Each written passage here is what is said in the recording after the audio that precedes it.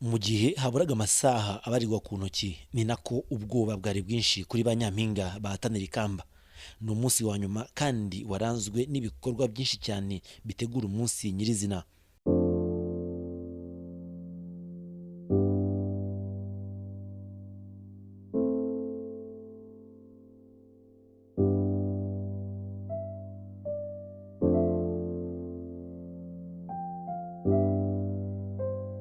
Twahiriye muri siporo ari nayo ya nyuma bakoreye muri uyu mwiherero, byarahagana saa 11 za mu gitondo. Mwihangane nimbatsindisha ninjye ukurikiraho umva turi gutonda nabi umva nabi yese nk'abantu ari ego n'umunsi wagenze neza, batwatse amatelefone nta rive twari dufite, ariko anti cyangwa se metron wacu yaje kudubyutsa turabyuka, yadukomangiye rero yadukomangiye ubwo ndabyuka ncana itara, mbyutsa rwa rutabura arabyuka, turitegura turiborosa twoga amaso. Rwa rutabura ni fanike nakazi ni rumi nyine, ubwo twoga amaso turiborosa twambara imyenda ya siporo tujya muri siporo. Ikintu siporo yamfashije rero no munsi uno munsi ni uko ubuhumekero bwanjye numva bwarushijeho kumererwa neza. Nari ndwaye amasinezite, ariko uko nkora siporo cyane niko ari kugenda akira. Kubyuka ntabwo byari byoroshye kuko telefone twazizimije, gukomanga ku rugi rwose umuntu yakomanga na gatanu ataramwumva. Noneho kubera no kutagira amatelefone narebaga nze nkabona aracyari umwijima, avuga nubwo ntabwo amasaha aragera. Ako nyine twumvisha abantu basakuza turabyuka na roommate wanjye turitegura tuza muri siporo. Twayikoreye muri hoteli mo imbere, turiruka niyo mpamvu ndi kuhagira dukina agati. Ndagaragaye nk'umuntu uzi kwiruka cyane, nicyo kintu cyanshimishije kuri uyu munsi. Ntarushye nkakomeza siporo yose. Mu minsi tumaze gukora siporo rero iri kutugira fit tugakomera, kuko umunsi wa mbere tugikora twarababaye mu ngingo, ntuhaguruke ntugende ntambare inkweto ndende, ariko turi kugenda tubimenyera, turi kugenda dukomera. Urugendo rwacu rwakomereje muri Golden Tulip Hotel, aho kamera za RBA zerekezaga mu cyumba kiraramo abakobwa babiri. Nta kintu na kimwe twagendeyeho mu gutoranya hano bakobwa, gusa byaje guhurirana n'ibirori. Twifuzaga kumenya imibanire yabo guhera ku munsi wa mbere kugeza ku munsi wa nyuma w'umwiherero, dore ko ntazibana zidakomanya amahembe. Roommate wanjye yitwa Fiona Doreen, niwe tubana mu cyumba. Byaranshimishije cyane kuba narabanye nawe kuko twari tuziranye kuva kera cyane. Yajyaga aza kudusura akarara mu rugo, ariko nyine inshuti yanjye cyane yari papa we. Papa we yari inshuti yanjye cyane, niwe watumye menya n'abana, menya ba Doreen na basaza be. Rero byaranshimishije kuba twarisanze muri room imwe, twari dusanzwe tumenyeranye, ntabwo byangoye kwakira uburyo abayeho. Nari muzi ko arwara amasinezite, nari muzi ko abyuka kare. Ubu rero tubana nk'abantu bavukana, ni nka mukuru wanjye, yangira inama aramwitura ngo ngende ku masaha. Mbese kubana kwacu muri room imwe byadufashije byinshi cyane. Ikintu cya mbere dufashanya ni uko turabwirana, nko tuributsanya amasaha cyane cyane kugira ngo nyine tudakererwa. Tufashanya mu masuku yo mu cyumba, gupanga ibintu n'ibindi bijyanye nabyo. Dufashanya mu gihe wenda cy'uburwayi, iyo yagiye muri crise atari guhumeka neza. Dufashanya mu gihe cyo kujyana kuri table, tugafashanya no mu bintu bijyanye n'umwuka, gusengerana. Nyuma yaho twaje kubakurikiza kamera za RBA ngo tumenye uko bitegura mu cyumba nyuma yo gukora siporo. Babanye bate muri rusange?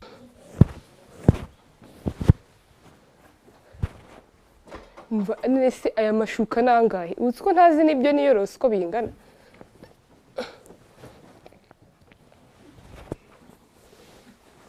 voilà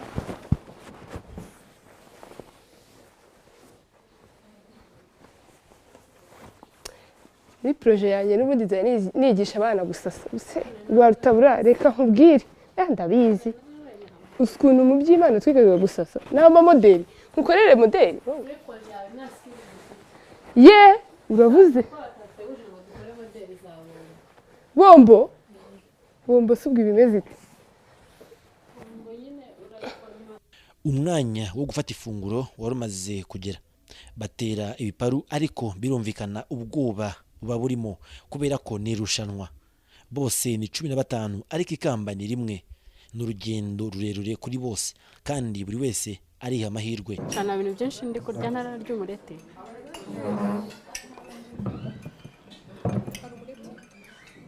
wari uhari se kubera ko twambaye imyeru gusa aka kantu ko kakabaye karimo akayiko kawe shamuzi ukuntu inzara zacu zisa byara amata yaje kubyara ubuki Umuhoza Isimbi Fanique yaragize isabukuru bagenzi be bari baraye bamuririmbiye abandi bamuha impano zitandukanye ariko hejuru ya byose baje no kumwifuriza isabukuru nziza muri aya magambo icyo namubwira no kugira umunsi mwiza w'isabukuru ikindi ni kumubwira akorage juru uyu niwe mwanya we wo kugira icyo kwerekana ubukure bwe haba mu bitekerezo kugira ngo abashe gufasha n'abandi bakiri hasi ye mu gukura neza. Happy birthday to you, happy birthday to you, happy birthday to you, happy birthday just for you. Fanique, I wish you a happy birthday, happy belated birthday. Fanique, ndashaka kukubwira kuri uyu munsi w'amavuko yawe, ndashaka kukubwira ko ngukunda, ndashaka kukubwira ko nkwifurije isabukuru nziza izakubere uyu mwaka uzakubera umwaka udasanzwe, iyi myaka wujuje izakubere ibintu bidasanzwe, Imana izaguha umugisha mu bintu byose uzaba urimo, mu mashuri, mu buzima busanzwe, kandi muri iyi minsi tugiye gutandukana nzagukumbura cyane kubera ukuntu ujya iyo duhuye ujya ubasha kunjyana ahandi hantu kubera umunezero ujya ugira. Bizu ndagukunda. Fanique, today it's your birthday. I wish you all the best. Umwaka uzakubera amata n'ubuki. No, ntabwo I don't wish you all the best. I wish you more than the best because you deserve it. Nkwifuriza ko Imana izakujya imbere mu ntambwe zawe zose kandi ko icyo ari cyo cyose uzaharanira uzahirwa nacyo. Icyo nawe narigiye kuri Fanique sinzi niba ari kimwe gusa. Fanique arasabana, Fanique azi kuganiriza, ajyana n'urugwiro, ndetse ikindi Fanique ibintu byinshi avuga kenshi usanga harimo inyigisho. Fanique niwe muntu ubasha kunsetsa nkarira n'imbavu zikandya, gusa ni umuntu usetsa mbega ngiye iteka mba mwiteguye akantu k'agashya keza gashimisha ibintu ntavuga kuri kamera kugira ntaguteza abantu. Mbere yuko tujya kuryama saa 7 z'ijoro twamusuprenie, twamutunguye, tubanza turamuririmbira, tumuhereza ama wishes menshi, ariko cyane cyane ngiye mu by'umwihariko ndamwifuriza ishya n'ihirwe cyane cyane muri uru rugendo arimo, ikindi akorage juru. Fanique namwigiyeho ibintu byinshi, ni umukobwa ushize amanga mu byo akora byose, by'umwihariko yaranejeje cyane, akunda gusetsa, akunda kuvuga utuntu dutuma umuntu aseka, ndetse by'umwihariko tuba turimo ubwenge. Urugendo rw'abanyampinga rwaje kwerekeza mu mujyi wa Kigali, aho byari biteganyijwe ko banyura muri salo bagakora isuku yo ku mutwe. Fanique wagize isabukuru yaje gutungurwa na bamwe mu muryango we ndetse n'inshuti ze kubera ko bari bamuteguriye impano hamwe n'umutsima. Akibakubita amaso yahise apfukama hasi, ibinyamuneza biramusaga.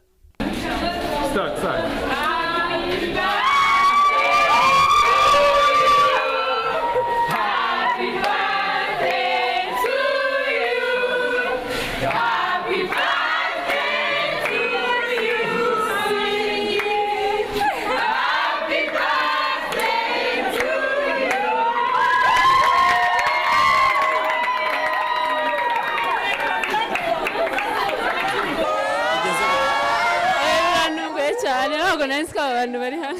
What did you expect? Nexpectingaga kujya muri salo bakadukora imisatsi. Mana yanjye numiwe. Yari azi ko agiye kujya muri salo ariko birangira noneho bamukoze surprise. Umuryango wiwe usibye ko bamwifurije rero isabukuru nziza kuri telefone, kuri Facebook n'ahandi, ariko aje agiye muri salo asanga umuryango we wamwiteguye, wamuteguriye cake aho bageza isamuririmbya noneho Fanik ku isabukuru y'amavuko muri boot camp abura amasaha make ngo bamenyekane Miss Rwanda ninde, abaratunguwe nuko bigenze. Urugendo rwabo rwakomereje mu mujyi rwagati aho bagiye kwipima imyenda bazatambukana imbere y'akanama nkemurampaka ndetse n'abanyarwanda muri rusange mbere gato yo gutangaza amanota ya nyuma.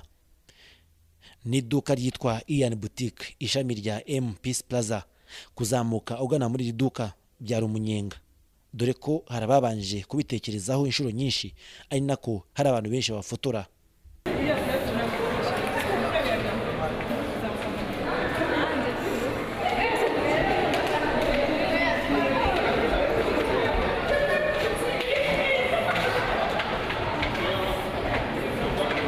Ibintu byinshi rero birimo kuba mu nyuma y'amasaha make cyane kugira ngo tumenye Nyampinga w'u Rwanda.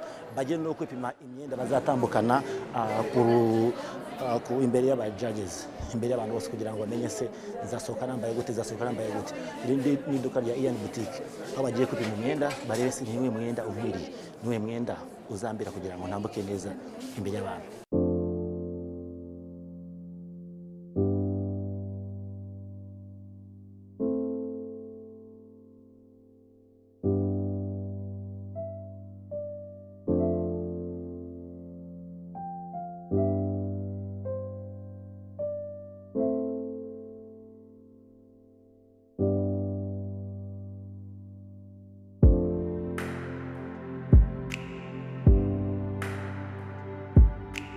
Guhitamo byari ikibazo kubera ko babonaga amakanzu yose asa neza kandi bifuza ikintu kizatuma bahanyurana umucyo.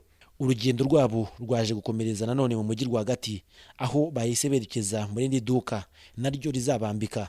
Ahanga ni mu gihe bazaba bahata ibibazo. Sani muri Kabash Fashion House nyuma yuko rero abakobwa bavuye muri kwa Ian Boutique hano mu nzu ya Makuza.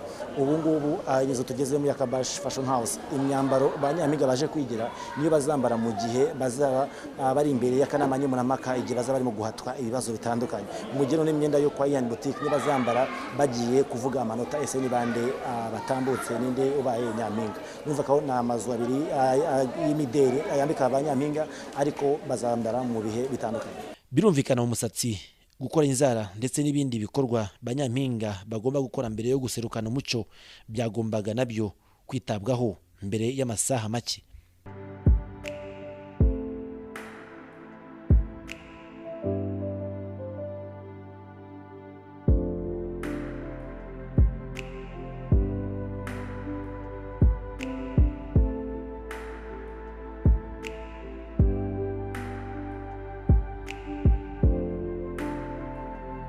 Birumvikana iyo wambitswe neza ugomba no kugaragara neza ku musatsi. Niyo mpamvu bano banyampinga bose bahise berekeza muri Mira Salon nyano rero muri Chic. Birumvikana rero bagiye gushyirwaho fushe, bagiye gukora inzara, abandi bakora umusatsi, abandi batunganye visibility yabo ko basa ko bagaragara. Ibintu byose rero biraza gutuma nibaramuka bagiye rero imbere y'abakemurampaka biri muri bituma rero bongerwa amanota kubera ukuntu asa. Byose rero bagiye kubikora ngaha muri no Salo Mira. Wa mutsima Fanik yaje guhabwa, ntumbaze niba waje kuribwa niba utaje kuribwa, nanjye sinabimenye. Gusa icyo nzi nuko baje kujya muri salo baza kwambara imyenda ibakwiriye, bagaragara neza nko muza kubibona televiziyo Rwanda kukishaho live. Noneho atuza kweshyiza noneho muri salo barasa neza rwose, ababishinzwe nabo babakurikiranye. Icyagikurikiyeho no kujyana no kureba ese aho ibirori nyirizina Miss Rwanda 2017 araza gutorerwa hehe. N'ino sare akagira muri Kigali. Urabona ko imyiteguro ikirimbanje ariko bigeze kuri 90% aho twavuga ngo isango ni mu kanya gatoya aho abanyarwanda baza kumenya ngo ninde usimbuye Mutesi Jolly nka Miss Rwanda 2017. Mwakoze kwa natwe mwari kumwe na Andrew Kareba, ukomeze munogerwe n'indi gano byose twabateguriye.